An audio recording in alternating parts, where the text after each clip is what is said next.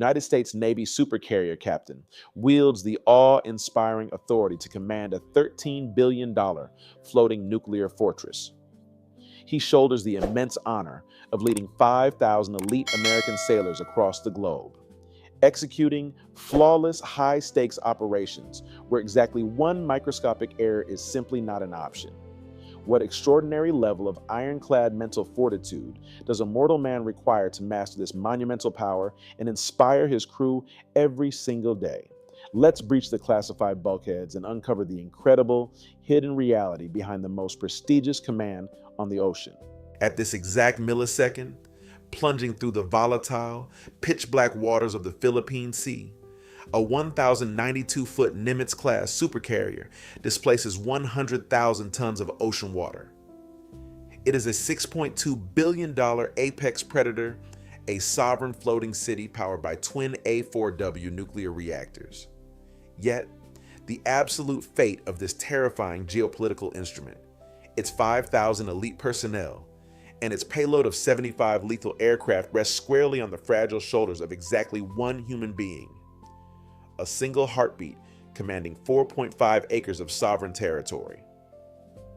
He is an 06 Navy captain, a mortal man of flesh and blood, wielding more immediate kinetic firepower than most allied nations combined. Hollywood consistently visualized supreme military commanders lounging in cavernous wood-paneled suites, insulated from the violent reality of war. The truth is vastly more brutal. It is stripped of all glamour and engineered purely for combat survival. The most powerful naval commander on planet Earth actually lives in a suffocating, vibrating steel closet. They call it the Sea Cabin, bolted directly into the 09 level of the towering island superstructure. It hangs precipitously above the flight deck. It spans barely 80 square feet. There are no portholes. There is no natural light. There is absolutely zero space for personal artifacts. This raw, gray-painted box features a rigid single rack, a fold-down aluminum desk, and a stark stainless steel sink. It feels less like an executive suite and more like a maximum security solitary confinement cell. And silence. Silence is a biological impossibility here. The cabin violently vibrates 24 hours a day, just 15 feet beneath his thin mattress.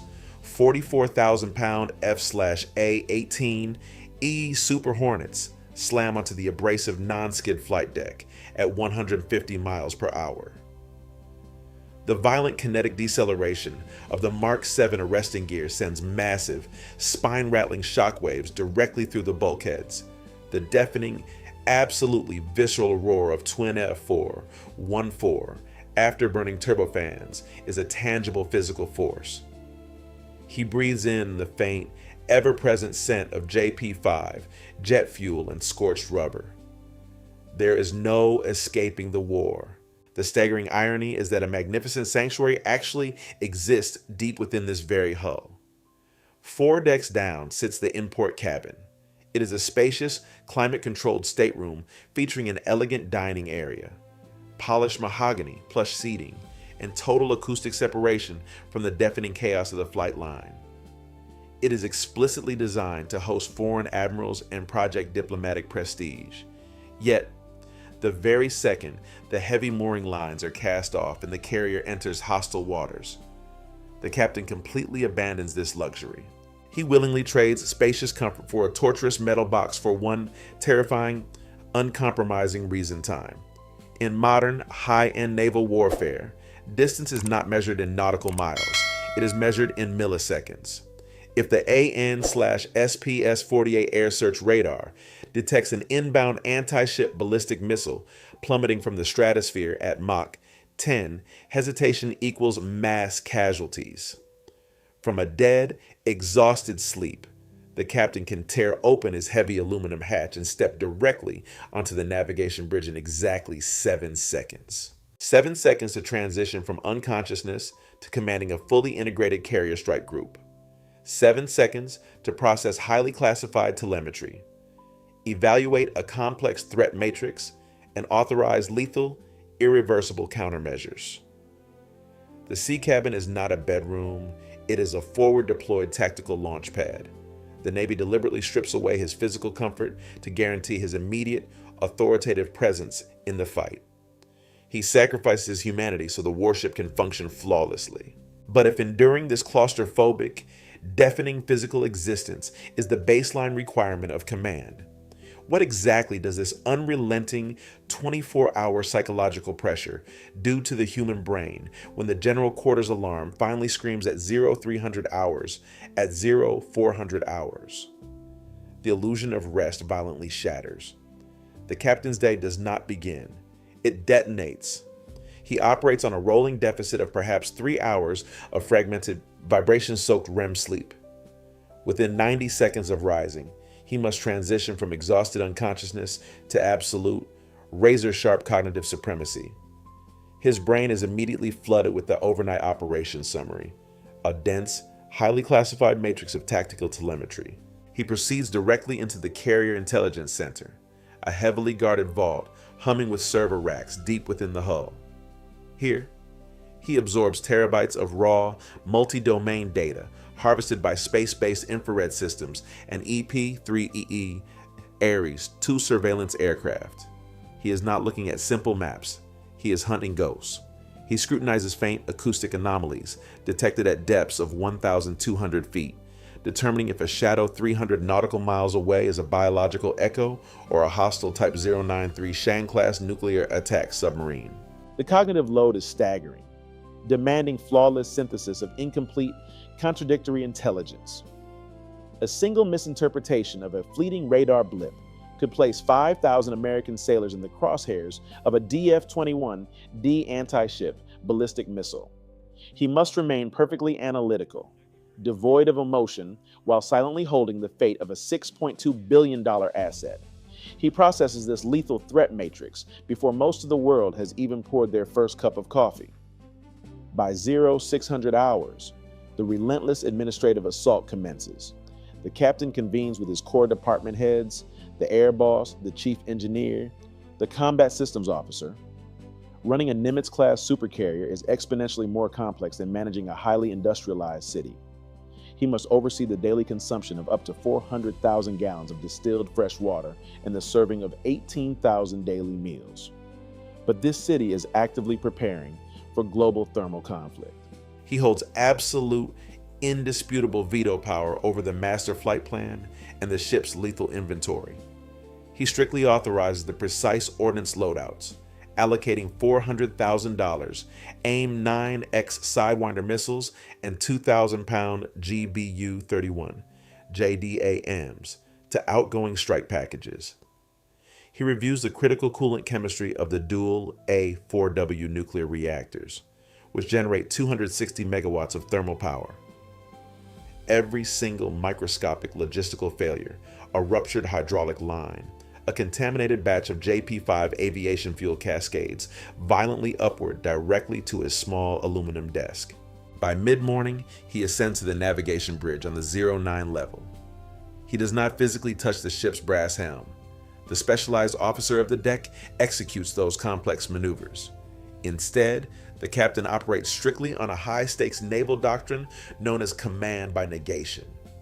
He observes the entire 500-mile battle space, mentally anticipates the next vector, and only intervenes when a fatal error is imminent. His eyes constantly scan the unforgiving horizon while his brain processes 5 overlapping, heavily encrypted Link 16 radio frequencies. Then, the brutal, deafening reality of sustained combat flight operations violently commences. This is the most mathematically complex, visually terrifying, and physically dangerous ballet in the entire United States military arsenal. The captain absorbs the absolute, inescapable liability for every single launch and recovery cycle on that 4.5-acre flight deck. He watches intensely as 22-ton FA-18E Super Hornets taxi toward the C-13 steam catapults. In exactly 2 seconds, the catapult generates over 70,000 pounds of explosive thrust, hurling the fighter from 0 to 165 miles per hour. During recovery, the incoming aircraft must snag a 1 3/8 inch high-tensile steel wire. If a critical hydraulic valve fails, or if an arresting wire snaps under the immense kinetic load. The resulting mass casualty event is entirely his fault. He does not control the pilot's throttle, but he definitively owns the contested airspace, the violent deck pitch, and the final tragic outcome. He is simultaneously managing this high-stakes aerial theater, dodging phantom enemy submarines, and authorizing millions of dollars in mechanical repairs. Meals are practically non-existent, rapidly consumed in frantic 10-minute windows while staring blankly at encrypted tactical screens. He exists in a perpetual, burning state of tightly controlled adrenaline, acting as the ultimate human shield, standing directly between his exhausted crew and total maritime war. He wields godlike, apocalyptic combat power while bearing a crushing, solitary psychological burden that no civilian corporate CEO will ever truly comprehend. He operates the most destructive conventional weapon ever forged by human hands, maintaining absolute perfection in an environment completely engineered to break him down. But the real question is, how exactly does the United States government financially compensate a single mortal man tasked with carrying the immense, terrifying weight of the world on his shoulders every single agonizing day of his relentless deployment? If you manage a massive civilian corporation boasting a $6.2 billion physical asset portfolio, maintaining a highly specialized workforce of 5,000 personnel, and executing complex global maritime logistics, Wall Street compensates you with an 8-figure salary. Fortune 500 CEOs routinely extract $20 million annually for navigating boardroom politics and quarterly earnings reports. The United States government, however, operates on a vastly different mathematical paradigm. The supreme commander of a nuclear-powered supercarrier, a man actively holding the geopolitical stability of the Pacific Rim in his calloused hands, earns a fraction of a mid-level tech executive's salary. As an 06 Navy captain with over 24 years of accumulated active duty service, his baseline compensation is aggressively fixed by rigid congressional statute. His monthly base pay hovers precisely around $14,200.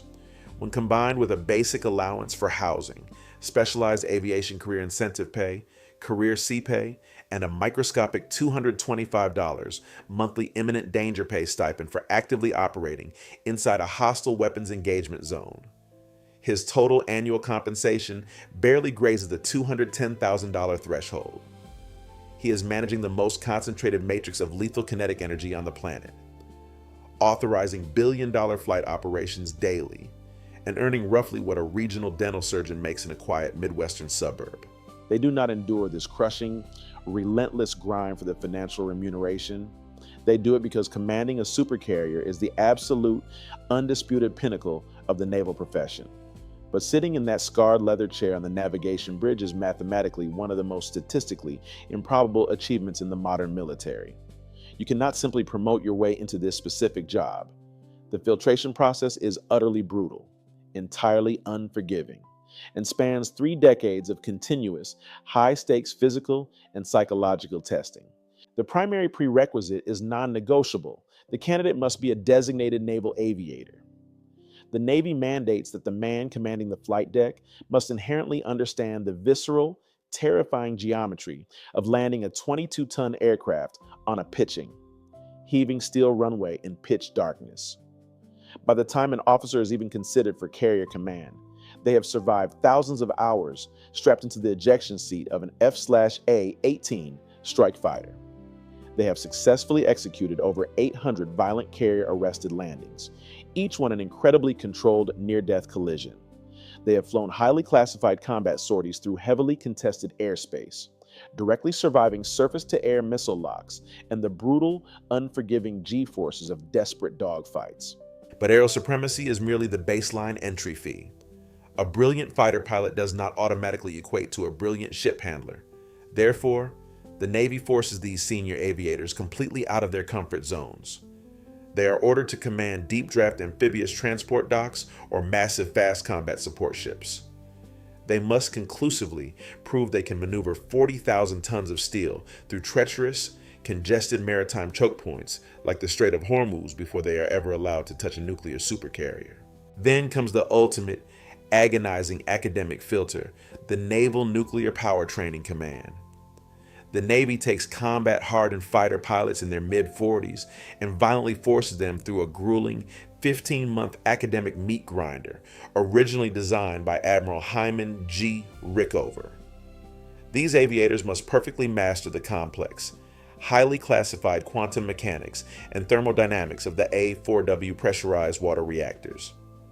They must mentally calculate core thermal limits and primary coolant loop pressures under extreme duress. One single academic failure, one single instance of flawed judgment during the intense simulated reactor casualties, and their military career trajectory is permanently terminated. If they survive the air-to-air combat, the ship handling trials, and the grueling nuclear physics pipeline, they face the final, insurmountable hurdle, extreme mathematical scarcity. The United States Navy maintains a highly exclusive, fiercely protected fleet of exactly 11 active aircraft carriers.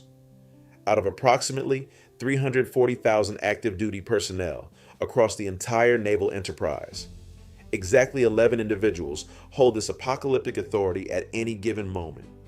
Exactly 11 solitary men. It is an exclusive fraternity forged in the fires of endless sacrifice, demanding absolute, unyielding perfection.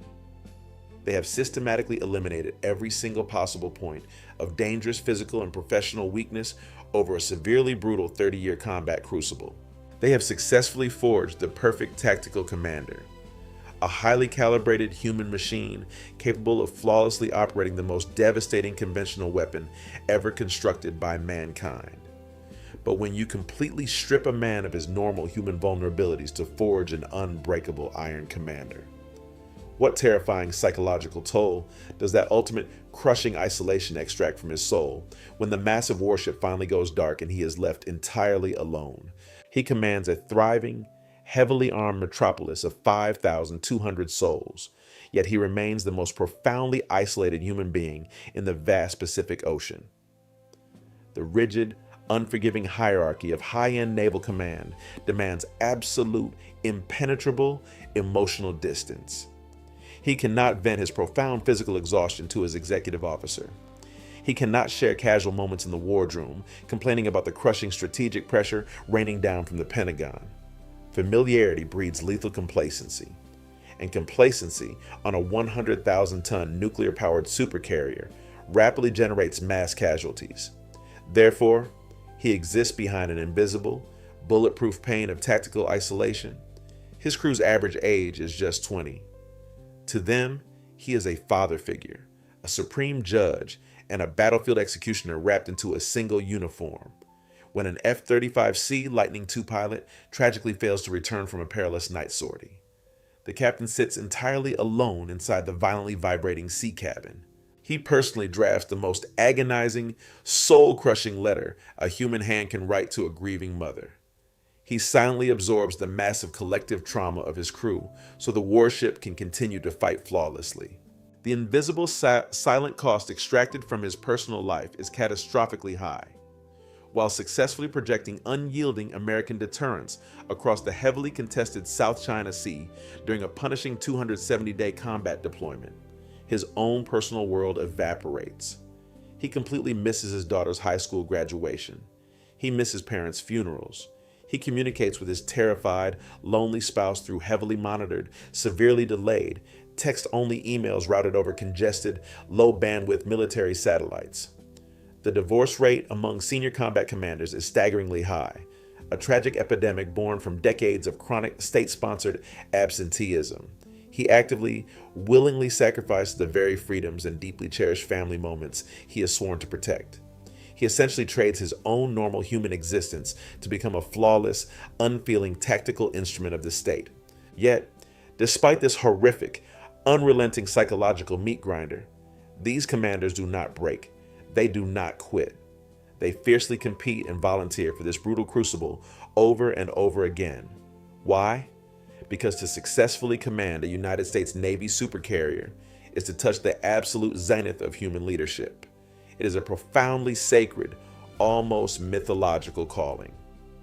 When a Category 5 typhoon physically threatens to tear the strike group apart with 160-mile-per-hour winds and crushing 40-foot swells. 5,200 terrified young sailors look specifically to one solitary man standing stoically on the navigation bridge. When hostile fast attack craft swarm the outer perimeter, or when sophisticated anti-ship cruise missiles actively lock onto the carrier's hull, the captain simply does not flinch. He is the immovable object. He is the unbreakable iron shield standing directly between geopolitical chaos and the free world. His calm, authoritative voice echoing over the ship's 1MC public address system is a solitary psychological tether, keeping a highly explosive environment from descending into absolute anarchy. He genuinely, fiercely loves his crew. He views those 5,200 sailors as his own blood, and he would unhesitatingly trade his life to ensure their collective survival. Every exceptional captain leaves a permanent, indelible mark on the living soul of the warship. Long after his mandatory 30-month command tour expires, long after he relinquishes the heavy ceremonial brass telescope during the emotional change of command ceremony, his operational legacy survives.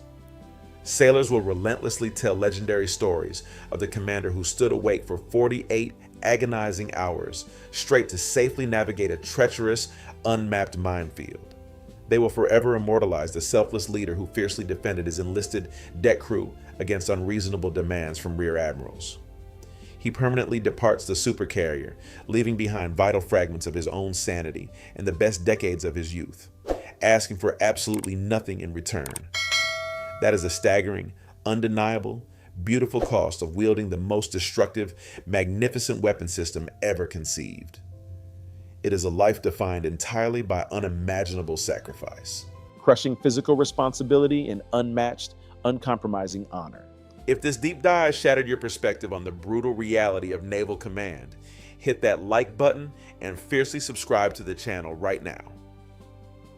We relentlessly decode the intense, highly classified mechanics of the modern military world for you every single week.